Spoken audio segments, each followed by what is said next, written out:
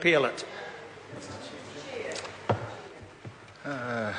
Jackie Blue. Thank you, Mr Chair. I'm pleased to speak to the committee stage of the Lawyers and Conveyancers Amendment Bill. I wasn't part of the Select Committee listening to the submissions. In fact, I think there were about 6 submissions, and the Select Committee listened to and the debate, the pros and the cons. Essentially, Part 1 does restore the title to Queen's Counsel, and that seems to be one that's been welcomed by the profession. I took the time to go to the Bar Association submission, and they summarise in their quite clearly state the Bar Association supports the intent of this bill because it restores the historical status of the rank of Queen's Counsel in New Zealand.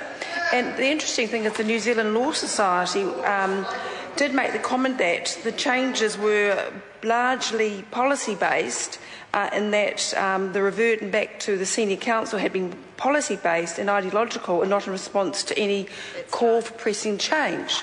So that was very interesting, I thought. I think it's important that the Select Committee did listen. They listened very carefully to the debate, the pros and the cons, and really Part 1 does specify in sections 118 to 119C the reinstatement to Queen's Counsel, which certainly does provide us a recognition of seniority, of a certain standing of practice in this country.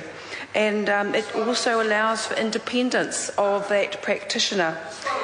I think it's the sections 118 to 119C do specify quite clearly how the position of a barrister's sole, the eligibility criteria and so forth.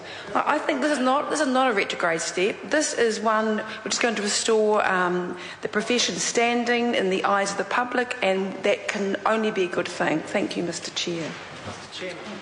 Andrew Little. Thank you, Mr Chairman. It's a great pleasure to take a call on the Lawyers and Conveyancers